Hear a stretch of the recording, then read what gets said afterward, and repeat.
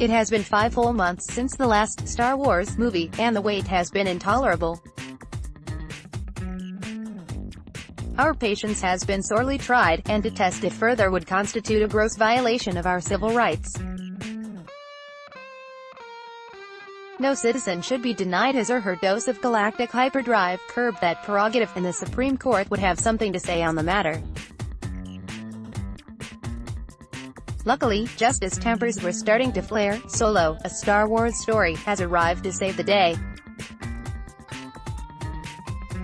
The hero is Han Solo, and he is played by Alden Ehrenreich, who, aside from the fact that he looks, talks, walks, grins, and growls in a manner that bears no relation whatever to Harrison Ford, is perfect for the part. As for the plot, it can best summarized as a portrait of the pilot as a young jock. We first encounter Solo on the cruddy planet of Corellia, where he pilfers and hustles for a living, trying not to antagonize Lady Proxima, voiced by Linda Hunt.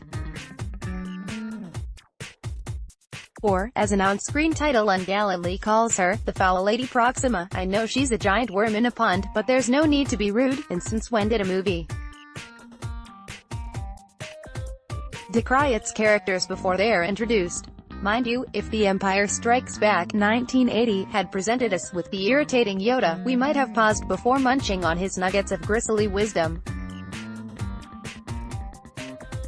Solo flees Corellia, leaving behind Kyra Emilia Clarke, for whom he has the hots, or, to judge by his expression, the tepids. We join him 3 years later, and, if I told you that he's used this valuable time to finish a Ph.D.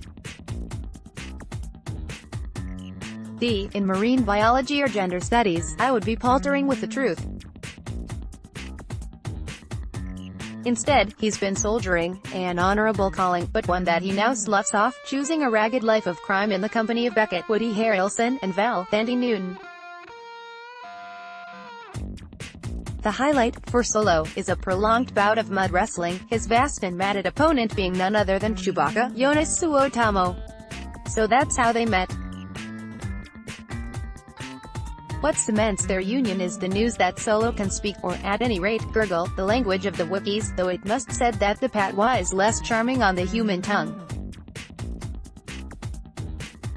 Han may be murmuring endearments, but he sounds like someone who has dined on unrefrigerated shrimp and is about to suffer the consequences. Chewie, I think this is the beginning of a beautiful friendship. The film is written by Lawrence Kasdan, whose credits include The Empire Strikes Back and Raiders of the Lost Ark 1981.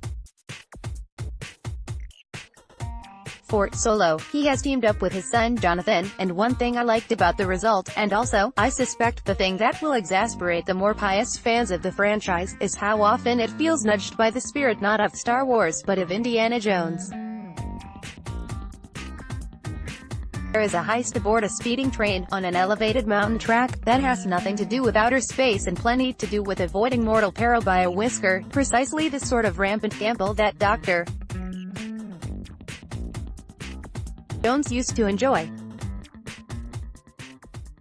Admittedly, Beckett, Solo, and the gang are stealing a load of coaxium, one of those precious elements, unique to cinema, which might as well be labeled MacGuffinum, rather than Nazi gold or legendary jewels, but it's the swagger of the larceny that counts.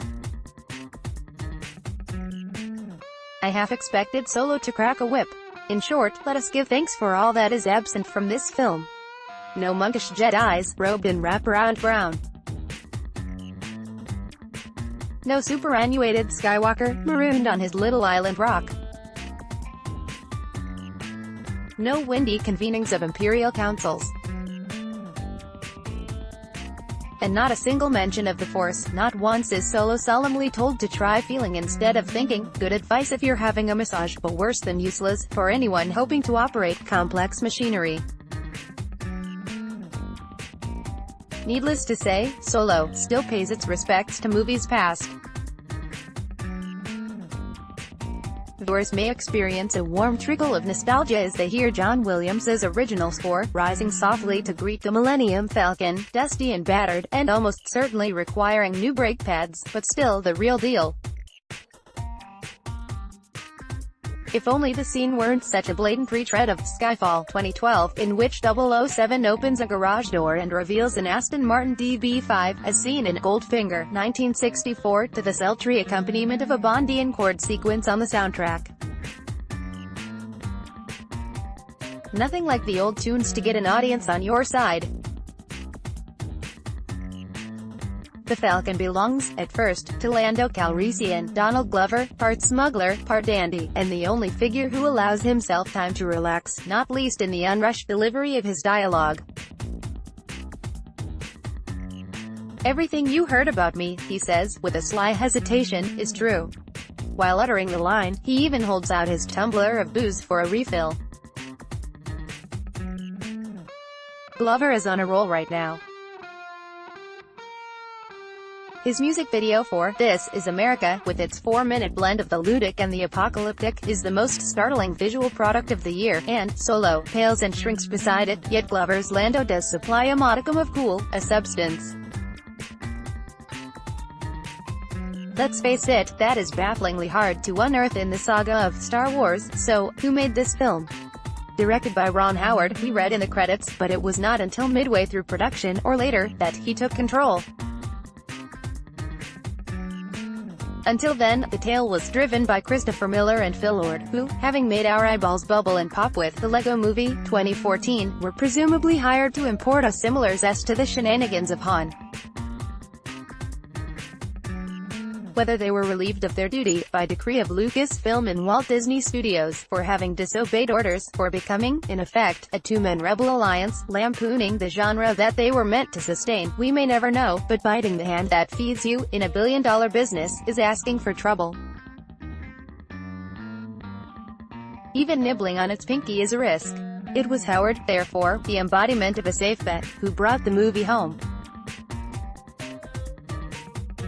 How keenly you respond to it will depend on how tempted you are by the salad days of Solo.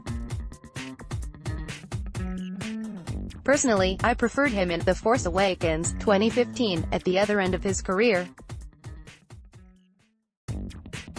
Visibly weary, and fearful of having lost his greenness and his crunch, he was played once again by Harrison Ford, who, at the age of 73, retained the rueful and lopsided smile that had lightly mocked the whole Star Wars ethic from the start, the smile that said, "Can you believe this shit? Me neither, but we might as well have fun along the way." The reason for the name Solo, we are now informed, is that he always seems to be on his own. Really, on the evidence of the new film, he should have been called Hung Gregarious. Thousands of star systems to get lost in, and he barely gets a minute to himself. Fresh from a galaxy far, far away, not Solo's galaxy, but another one, is a band of colonists, who assume the form of whichever species they happen to visit. Ergo, while staying on Earth, they resemble humans. In How to Talk to Girls at Parties, we meet a house full of these space invaders, and, in corporeal terms, their disguise cannot be faulted. Their fashion sense, though, is less discreet. Many of them favor all-over bodysuits, an lurid plastic material that clings like a second skin, a discomfiting tribute to the fetishistic sculptures of the British artist Alan Jones, which were mimicked by Stanley Kubrick, in 1971. The nastier segments of A Clockwork Orange, The Mood, and How to Talk to Girls at Parties, which is adapted from a short story by Neil Gaiman and directed by John Cameron Mitchell, is largely free of Kubrickian threat. Indeed, the most surprising aspect of the film is its suburban mildness, plus the hapless charm of its hero, Alex Sharp. He's a high school kid living in Croydon, on the southern outskirts of London, in 1977. The date matters, for Punk is in full cry, and ENN gets his teenage kicks from going to see terrible but pleasingly glamorous bands. Then the aliens show up. This crashing of the otherworldly into the humdrum is the running gag on which the movie proceeds. It was prefigured, in 1978, by one line in Douglas Adams's The Hitchhiker's Guide to the Galaxy, when a two-headed stranger was introduced thus: "This is Zaphod Beeblebrox from Beetlejuice 5, you know. Not Bloody Martin Smith from Croydon, but it's not that funny," and Mitchell's humor is no less scattershot than it was in his DE Acute BUT film, Hedwig and the Angry Inch, 2001. That raucous tale has since fared better on stage, and I suspect that the new work might well arrive at a similar fate. It's one of those movies which are so desperate to become cult viewing that they feel no obligation to be any good. Still, it does spring a few shocks in the casting department.